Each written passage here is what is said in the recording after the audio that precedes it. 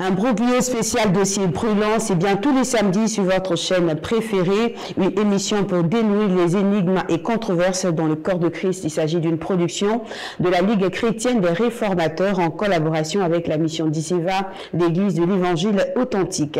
Ces hommes vous prêchent des doctrines et pratiques de démons. C'est bien le thème qui nous rassemble sur ce plateau pour ce numéro. Madame, Monsieur, shalom et merci de nous suivre. Nous sommes bien avec le prophète Don Céleste Nabil, le Kohen Gadol Ador, la poudrière. Serviteur de Dieu, shalom. Shalom, ma chère sœur. Et bien sûr, nous sommes bien accompagnés de notre cher frère, collaborateur, journaliste et homme d'affaires Joël Azoussé. Shalom à toi. Shalom Matinouali, shalom prophète. Shalom frangin.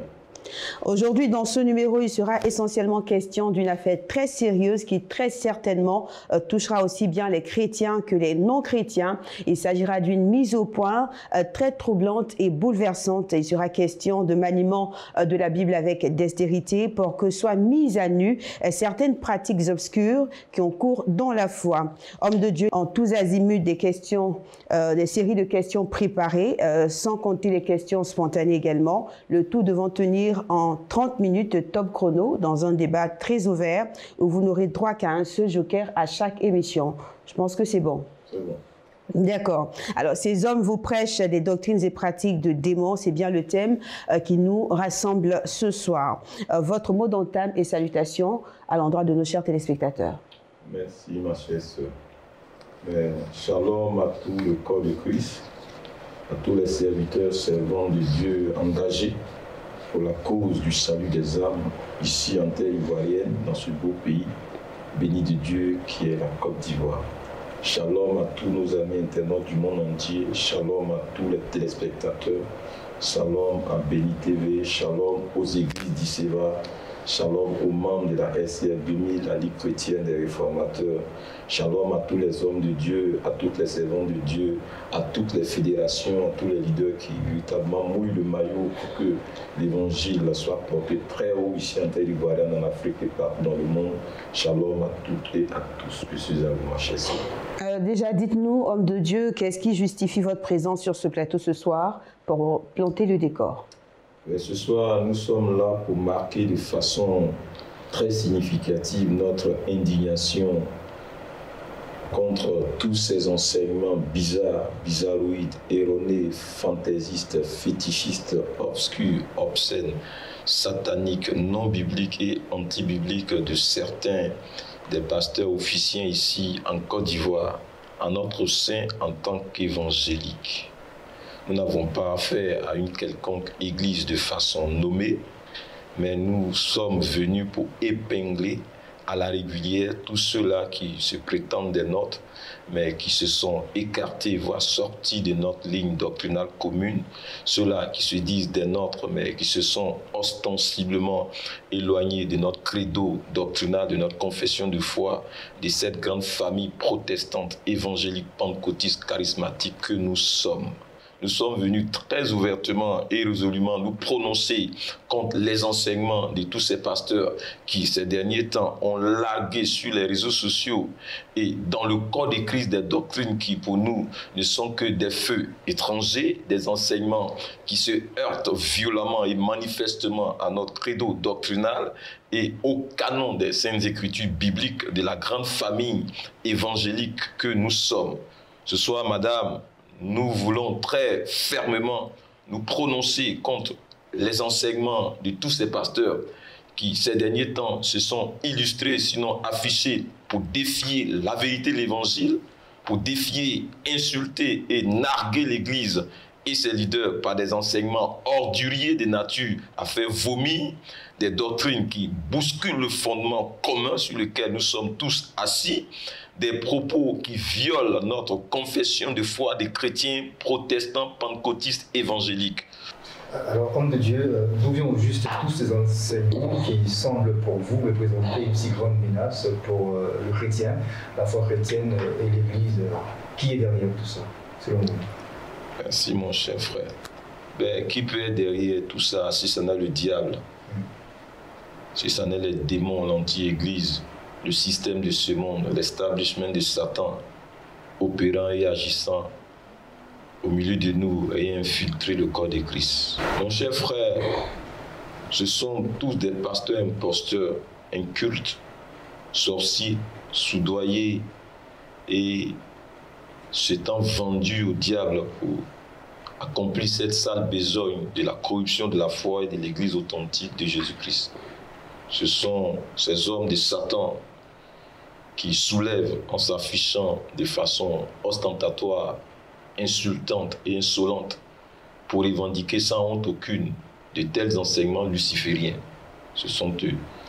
Ils sont frappés de débilité et souffrent de flétrissure morale. C'est justement pour moi l'occasion de m'adresser à tout le peuple de Dieu pour qu'ils sachent et retiennent tout simplement que tous ces hommes ne viennent point de Jésus-Christ et que, en nous référant à ce que dit 1 Timothée 4:1, ils vous prêchent tous d'une manière ou d'une autre un évangile autre que celui des apôtres de Jésus-Christ. Ils vous prêchent tous d'une manière ou d'une autre un évangile autre que celui qu'ont vaillamment défendu avec brio nos pères de la réforme du XVIe siècle, où nous avons vu l'Église authentique renaître de ses cendres d'authenticité grâce à la bravoure imparable de nos pères d'alors qui étaient de véritables guerriers. Église de Côte d'Ivoire, d'Afrique et du monde entier, vous qui nous écoutez ce soir, sachez que ces hommes sont en train de vous faire ingurgiter des doctrines des démons. Ils combattent la foi biblique authentique. Ce sont des loups à peluche d'agneau dans la bergerie du Seigneur. Ce sont des agents du diable infiltrés furtivement dans l'Église et qui se découvrent contre leur gré en contrepartie, tel que leur exige leur vrai maître tapis dans l'ombre qui les ont mandatés et convoyés pour venir détruire l'Église en renversant grossièrement la parole de Dieu. Ils ont été introduits dans l'Église dans l'optique de dénaturer et corrompre la foi chrétienne et la voie du salut biblique en Christ. Je le dis et je l'assume, Madame Wali, ces hommes viennent du diable et non du Christ. C'est pour Satan qu'ils bossent et c'est par l'onction des démons qu'ils travaillent. Ils sont venus vous empoisonner l'esprit, vous sortir de la foi authentique, vous séparer de Christ, faire de vous leur proie, vous priver de la félicité éternelle en Christ, vous déçoir de la grâce de Dieu et vous convoyer en enfer. Ce sont des mercenaires au service du diable. Oui, ils ne viennent point de Christ, même s'ils se disent des nôtres, qu'ils soient pasteurs ou leaders, ils ne viennent point de Christ. La Bible nous a avertis en ce sens en 1 Jean 2,19 que je vais lire pour vous. Ils sont sortis du milieu de nous, mais ils n'étaient pas des nôtres. Car s'ils eussent été des nôtres, ils seraient demeurés avec nous. Mais cela est arrivé afin qu'il fût manifeste que tous ne sont pas des nôtres. C'est clair. Leur évangile montre qu'ils ne sont pas des nôtres. Leur pratique montre qu'ils ne sont pas des nôtres. Leur prédication montre qu'ils ne sont pas des nôtres. Leur fréquentation montre qu'ils ne sont pas des nôtres. Leur poster montre qu'ils ne sont pas des nôtres. Leur comportement montre qu'ils ne sont pas des nôtres. Tout montre qu'ils ne sont pas des nôtres. Alors, il faut le dire, homme de Dieu, vous abordez une question qui touche toute la chrétienté, quelque chose qui va bousculer inéluctablement des assemblées, des ministres, des ministères, et non pas les moindres. Alors, pourquoi ne pas nommer les personnes en cause directement afin que soit évité psychose et paranoïa? Alors, madame, que cela soit très clair, peuple de Dieu, internautes, amis juristes, serviteurs, servants de Dieu, je dis bien que nous sommes venus condamner les enseignements de tous ces pasteurs, mais non pas les pasteurs eux-mêmes. Il s'agit pour nous de réfuter les doctrines et non de nous attaquer aux personnes elles-mêmes, ni aux hommes dans leur amour propre ou dans leur dignité, s'il en existe encore même en trace. Okay. Nous sommes venus condamner les enseignements, non personne. Qu'on n'essaie donc point de faire digression ou diversion en essayant de nous faire patauger dans des débats stériles de personnes et des guerres juridiques perdues d'avance, plutôt que de plancher, madame, intellectuellement et doctrinalement sur le dossier dans son fond et dans sa forme, que les gens n'essaient point de nous distraire. Nous sommes là pour une question de doctrine et non de personne. Nous sommes là pour une question d'argumentaire, d'argument et non de surexcitation stérile, improductive, de distraction, de diversion. Nous ne sommes pas là pour faire le clown, le pitre, ni le faux fuyant et nous faire même fuite en avant. Tous ceux qui tenteront de se donner en spectacle se retrouveront seuls sur le ring de la barbarie pour donner des coups au vent à eux-mêmes ou à eux-mêmes, comme des fous, comme des idiots, des pitres, des insensés. Nous sommes des gens responsables, respectables, respectés, qui tiennent à demeurer tels. Nous n'avons ni la culture, ni l'éducation de la sauvagerie, de la délinquance, du désordre. Maintenant, pour tous ceux-là qui ne savent pas de quoi nous parlons et qui veulent être situés sur les présumés hommes de Dieu en cause, nous les prions d'aller sur les réseaux sociaux.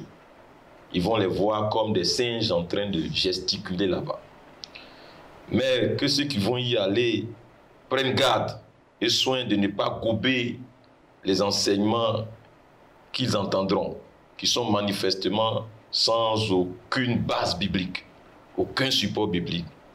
Ça n'est que du vent, des discours vains et creux, de la vaine excitation et agitation, de l'hétérodoxie stérile, c'est-à-dire un mélange désordonné, chaotique, vénéneuse, gangréneuse, avec un raisonnement plat et superficiel, ceux d'ailleurs auxquels nous en viendrons.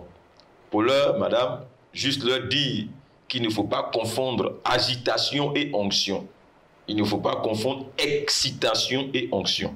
Nous ne sommes pas des gens excités. Voilà. Nous aurions tant voulu aborder cette question en mentionnant de façon nommée les personnes en cause, afin que les choses soient claires et qu'il soit évité confusion et suspicion légitime liées aux questions de personnes et de patronymes. Mais nécessité impose de respecter la dignité et les droits humains, même des apostats de cet acabit. Nous n'en avons pas la tradition ni la culture, je vais dire, de nommer les gens dans nos interventions. D'ailleurs, la méthodologie et la pédagogie nous l'interdisent outre mesure. Mieux, sagesse et intelligence imposent que nous n'agissions pas ainsi afin d'éviter de s'enliser dans des débats et des combats juridiques futiles qui vont nous éloigner de l'essentiel et ainsi donner l'avantage à l'ennemi et profiter à ces lions édentés et sans pacte, vaincus par le poids de nos arguments. Je suis à vous. Vous avez parlé tout à l'heure, justement, homme de Dieu, de compagnie, en parlant justement des pasteurs. Est-ce qu'un pasteur authentique serait donc, on va dire, en risque que d'avoir pour compagnon un faux prophète? Est-ce qu'il serait en train de se mettre en cause? Mais monsieur, si vous trouvez à 23 h un homme marié au vallon, au milieu des prostituées, avec sa main dans le dos, quelle est la conclusion? Quelle est la conclusion? Il n'est pas cherché quoi là-bas? Un voyou fréquenté, un voyou. Vous m'avez déjà vu à ces clowns un jour? Non, non, non. Les oiseaux, continuez pour moi. Bon, voilà, c'est très simple. Si vous les voyez ensemble, visiblement et physiquement, c'est parce qu'ils sont ensemble dans le noir. Ils sont du même bord. Voilà. Et j'assume. Alors, homme de Dieu, nous allons directement à votre laïus. Ça fait partie donc de notre chronogramme concernant cette émission. Donc, votre laïus d'1 minute pour que vous puissiez nous situer sur la problématique rattachée au sujet de ce jour. Merci à vous, ma chère sœur. Alors, shalom à tous. Vous savez, madame, il y a de cela quelques semaines que nous avons condamné des enseignements bizarres, hérétiques, non bibliques et anti-bibliques qui ont fait irruption dans le corps de Christ via les réseaux sociaux. En fait, ces doctrines ont été déversées comme de la poubelle dans le corps de Christ par le moyen de pasteurs imposteurs, incultes, sorciers, soudoyés par des instances occultes, invisibles, ayant pour vision de détruire l'Église et de pervertir la foi chrétienne biblique authentique. Il faut bien dire que ces hommes se sont manifestement vendus au diable pour se détruire eux-mêmes moyennant les biens de ce monde et pour détruire l'Église de Jésus-Christ en vautrant dans la très sale besogne de la corruption de la foi chrétienne, de la corruption des Saintes Écritures et de la corruption de la voie du salut authentique en Jésus-Christ. Il est donc impératif de s'affranchir et d'affranchir les chrétiens de l'idée d'attribuer ces choses à une erreur, à un hasard ou à de l'ignorance. Les choses sont faites sur mesure et savamment préparées, orchestrées. Tout est préparé d'avance. Ils sont en mission. Nous avions, lors de ce numéro précédent, dénoncé, révoqué, réfuté, censuré et condamné ces enseignements en posant le préalable pour dire que ces doctrines sont des enseignements des démons, des doctrines lucifériennes qui ne cadrent absolument pas avec notre ligne doctrinale, ni avec notre credo, ni avec notre canon des Écritures saintes. En tant que chrétiens, protestants, évangéliques, pentecôtistes, charismatiques. Nous avons lourdement objecté contre ces enseignements nocifs, aussi bien pour le salut, pour la foi chrétienne, que pour la santé du corps de Christ. Mais, mon cher frère, ma chère sœur, très très maladroitement, vaincu par le poids de notre argumentaire et de notre défense doctrinale, certains de leurs ont prétesté que nous n'avons que condamné sans apporter des précisions bibliques ni enseignées. Comme nous nous y attendions, beaucoup de personnes ont demandé d'organiser un débat ouvert autour de cette question pour éclairer le peuple de Dieu. Certains nous ont targués de condamner sans convaincre et nous ont demandé également d'apporter nos argumentaires bibliques et doctrinaux de réfutation. Pour rappel, il y a eu près de 150 000 personnes qui nous ont suivis dans tous les continents. Voilà. Aujourd'hui, nous venons donc les mettre en lambeaux. Nous venons les atomiser. Ils seront désarçonnés, abasourdis, désarticulés comme Dagon face au dossier en béton de réfutation doctrinale avec lequel nous venons au nom de notre Seigneur Jésus-Christ. Madame Wali, le bras-le-banc sera énorme dans leur camp. Les frappes doctrinales de précision pleuvront sur eux de toutes parts. Il n'y aura aucune cachette ni échappatoire pour eux. Nous sommes là justement pour cela en ce jour. Voilà un peu le décor, je suis à vous. D'accord. Je vais quand même revenir sur la question que j'ai posée tout à l'heure, concernant donc les doctrines lucifériennes dont vous parliez tout à l'heure. On peut avoir quelques grands points. Voici les quelques des grands points doctrinaux soulevés, affichés et revendiqués par tous ces faux pasteurs, par ces lourds ravisseurs ouvriers de l'iniquité, par ces faux bishops, sorciers encagoulés en soutane, par tous ces féticheurs embusqués dans l'église, tous ces envoyés du diable convoyés dans le corps de Christ pour perdre les âmes. On va aller pas à pas. En numéro 1, la communion avec les esprits des eaux.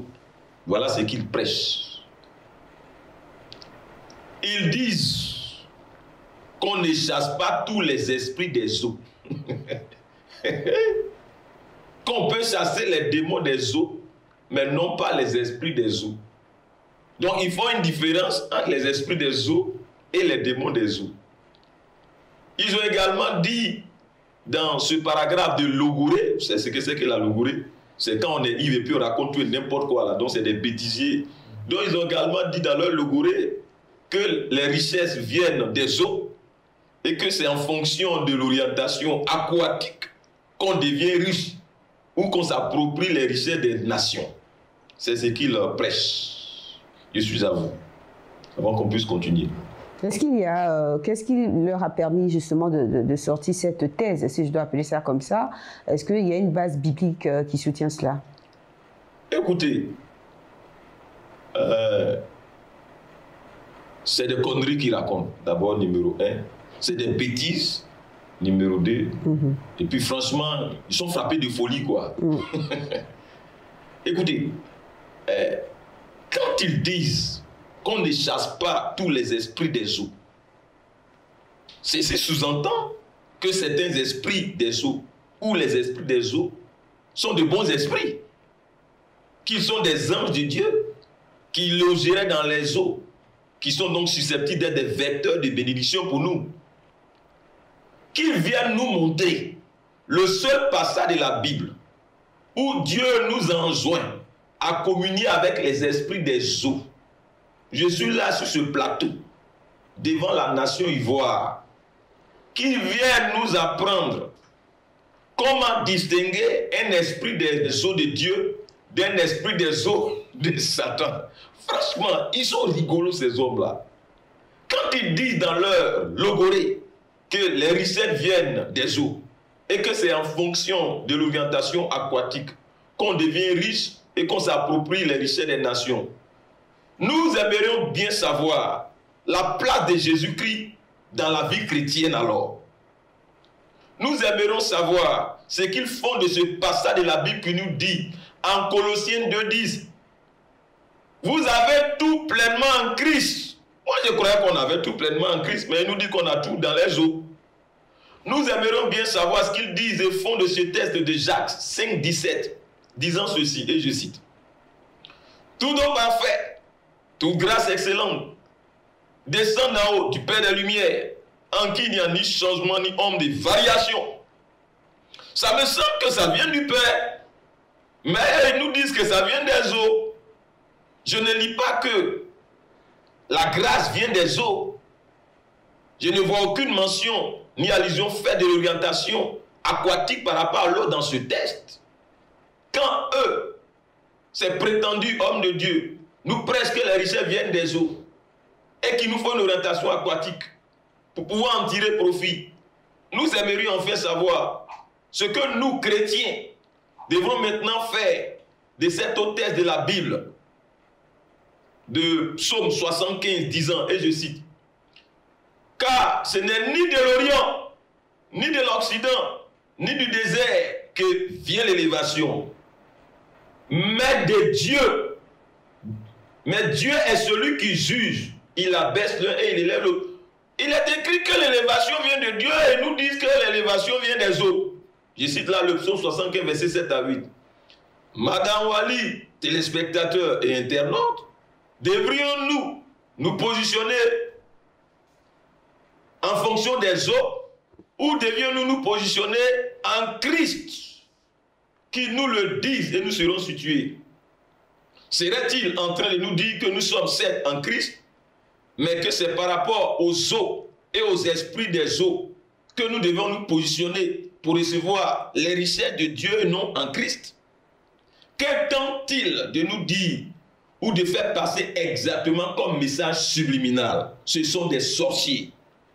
Dans quoi sont-ils et qui sont-ils au juste? En Christ ou dans les eaux? Nous aimerions aussi qu'ils nous disent très ouvertement comment reconnaître un esprit des eaux, de Dieu, d'un démon des eaux, de Satan. Vous rigolez? Et surtout, qu'il nous montre un seul texte de la Bible où le Christ ou les apôtres et prédécesseurs, prophètes et autres nous ont conviés à la communion avec les esprits des eaux. Je suis à vous. Alors, homme de Dieu, il est rapporté dans la Bible que même du temps de Jésus-Christ, un ange descendait pour agiter l'eau, de sorte que la première personne qui y plongeait était totalement guérie. Un ange est bel et bien justement un esprit, non? Je m'attendais justement à ce que vous me posiez cette question, parce que c'est votre coutume. D'accord.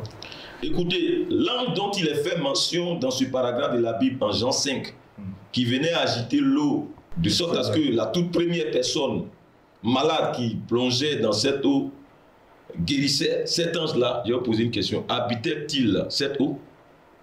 Non, non. Il logeait-il? Pas du tout. Possédait-il les gens qui y allaient? Communiait-il avec les gens qui y allaient pour recevoir la guérison? Les anges de Dieu habitent-ils les eaux? les forêts et autres, ne sont pas les anges déchus avec le diable, les esprits impurs ou les démons qui ont pour demeure de tels endroits et qui possèdent et malmènent les vies, et que notre Seigneur nous a commandé de chasser en son nom. Je vous lis Marc 16, 17. Ils chasseront les démons. C'est écrit. On dit de chasser les démons, vous nous dites d'aller communier avec les démons. Vous-même, vous êtes des démons. Qui nous disent, dans quel passage de la Bible, notre Seigneur et ses apôtres nous ont recommandé de ne pas chasser les esprits des eaux, mais d'aller communier avec eux. Qui nous le disent sans spéculation. Nous sommes tout oui. Mon cher Joël, nulle part dans ce texte de Jean 5, il n'a été question d'une quelconque invitation à communier avec un esprit des eaux qui serait un ange de Dieu. Et puis, à part cet épisode, l'ange est-il encore revenu comme autrefois après que le Christ se soit manifesté? Pourquoi la Bible ne dit-elle pas que cette voie, ce procédé de guérison-là a continué après Christ? Est-ce que lorsque le Christ a commencé à rendre ministère, ça continue encore? Lorsque Jésus-Christ a guéri le paralytique de Jean 5 là, ça continue encore? Que cela soit très clair. Jésus-Christ étant venu lui-même en personne, quel besoin d'ange pour venir agiter l'eau? Mais allez agiter le fleuve Komwe pour être guéri. Allez vous placer devant le fleuve Komwe et puis inviter les démons qui sont là-bas, vous allez être guéri. C'est avec lui, Jésus-Christ, que nous sommes appelés à communier, non pas avec des anges, qui sont tous d'ailleurs sous son autorité absolue, et qui répondent à ses ordres.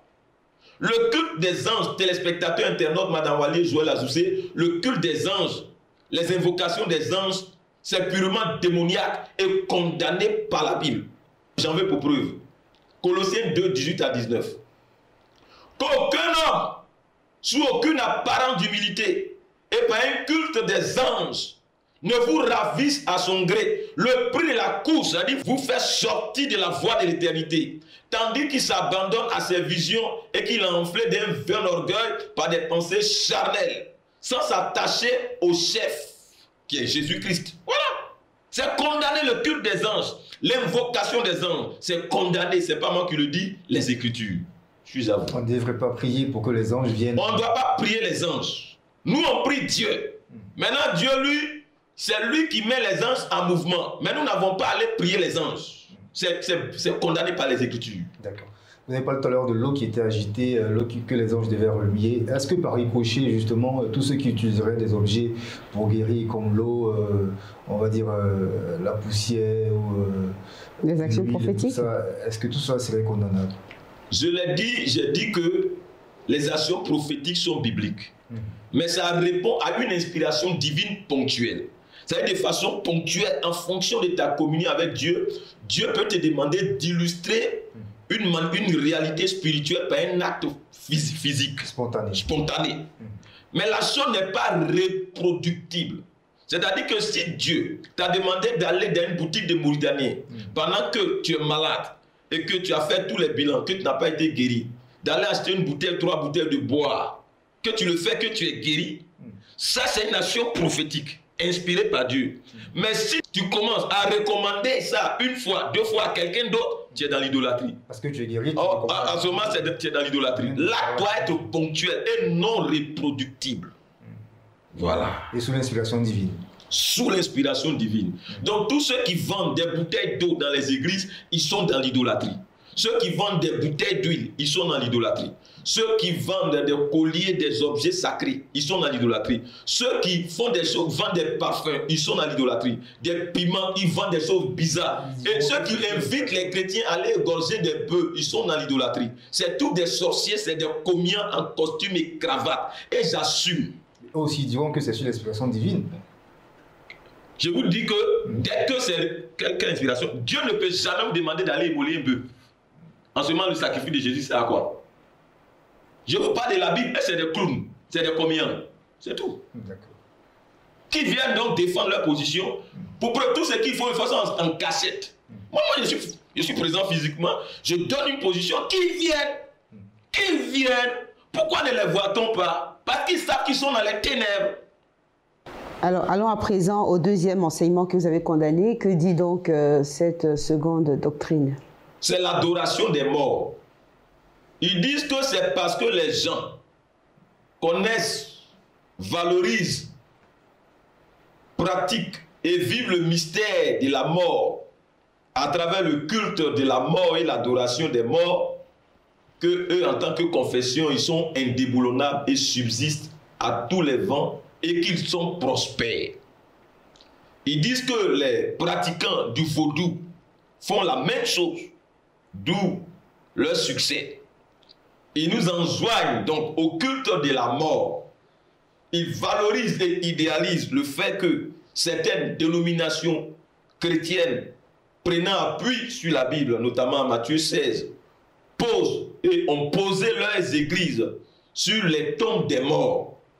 C'est-à-dire que nous, évangéliques, nous devons faire de même si nous voulons aussi être prospères et demeurer longtemps. Ils nous enjoignent donc à leur emboîter le pas. Ils nous convient, nous évangéliques, à faire de même. Ils nous ramènent au culte de nos ancêtres morts et à l'adoration des reliques, c'est-à-dire les os. Ils nous font savoir que c'est parce que nous ne le faisons pas que nous sommes pauvres et que nos églises existent pour disparaître. Mais c'est eux qui sont pauvres et pas nous. Ils nous prêchent le mystère de la mort comme un idéal à valoriser afin de prospérer et se maintenir dans la prospérité. Voilà ce qu'ils prêchent et que nous censurons. C'est démoniaque, je suis à vous. Alors, avant d'aller plus loin, qu'est-ce que avez-vous à apporter comme réponse de réfutation à ces doctrines qu'ils justifient justement par les Écritures? Écoutez, quand eux nous prêchent le mystère de la mort et la communion avec les morts, je suis véritablement scandalisé, sans l'être, parce que je sais qu'ils ne sont point des nôtres et qu'ils ne le seront jamais et qu'ils ne l'ont jamais été. Sinon, que font-ils de ces deux textes de la Bible qui disent, et je cite, Colossiens 2, 1 à 4, « Je veux en effet que vous sachiez combien est grand le combat que je soutiens pour vous, et pour ceux qui sont à Laodicée, et pour tous ceux qui n'ont pas vu mon visage en la chair, afin qu'ils aient le cœur rempli de consolation, qu'ils soient unis dans la charité, et enrichis d'une pleine intelligence pour connaître, écoutez bien, pour connaître le mystère de Dieu, savoir Christ. Voilà notre mystère à nous. Mystère dans lequel sont cachés tous les trésors de la sagesse et de la science. C'est phénoménal. Je dis cela afin que personne ne vous trompe par des discours séduisants. Téléspectateurs, ce sont des discours séduisants qui vous tiennent. Ce sont des menteurs, des loups ravisseurs, des envoyés du diable, des bishops de Satan. Ils ne viennent point de notre Seigneur Jésus-Christ. Impossible, incroyable, incredible, disent les Américains. Ce texte de la Bible nous parle du mystère de Christ, de son incarnation, de son ministère, de sa vie, de sa passion, de sa mort, de sa résurrection, de son avènement. Eux nous prêchent le mystère de l'adoration des morts. Quel contraste! Ça n'est point en vain que Paul, dans son épître aux Colossiens, nous met en garde qu'aucun homme, sous une apparence d'humilité et par un culte des anges, ne vous ravisse à son gré le prix de la course, tandis qu'il s'abandonne à ses visions et qu'il a enflé d'un vain orgueil par des pensées charnelles, sans s'attacher au chef. Sans s'attacher à qui? Au chef. Sans s'attacher à qui? Au chef. Qui est le chef? Christ, dont tout le corps, assisté et solidement assemblé par des jointures, les liens, tire l'accroissement que Dieu donne. C'est clair là. Là, je vous ai cité Colossiens 2, 18 à 19. Je suis à vous. Alors, homme de Dieu, on va passer certes au point doctrinal suivant, mais il est bien fait mention dans la Bible en Matthieu 16. Jésus-Christ lui-même parlant disait qu'il allait bâtir son église sur pierre. Qu'est-ce que vous en dites? Écoutez, madame, en expliquant l'importance de ce passage, Watchman Nee, l'un de nos maîtres et prédécesseurs, a été on ne peut plus clair en la matière. Alors, on va faire recours aux terminologies grecques utilisées dans ce texte. Voici ce qu'il a dit. Le Seigneur a dit ceci, tu es Pierre. Prenez votre Bible et regardez comment c'est écrit, téléspectateurs, internautes. Tu es Pierre. Avec grand P. En grec, c'est dit Pétros. Une petite pierre. Ça signifie une petite pierre. Une pierre qui doit être ajoutée à d'autres pierres dans l'édifice de base de son église. Éphésiens 2, 20, Apocalypse 21, 19. Ensuite, il dit, et sur cette pierre, suivez bien comment c'est écrit, petit p, en grec Petra, parlant d'une autre pierre qui est relative à la révélation de la personne de notre Seigneur et Sauveur Jésus-Christ, que Pierre a reçu du Père, la pierre angulaire, la parole faite chair. Il continue en disant, je bâtirai mon église. C'est dit que l'église, non seulement, c'est Christ lui-même qui l'a bâti, et non les efforts et stratégies marketing d'hommes qui font foisonner des églises remplies de païens qui ne sont rien d'autre que des sectes pernicieuses pseudo-chrétiennes. Mais de plus, l'église appartient à Christ.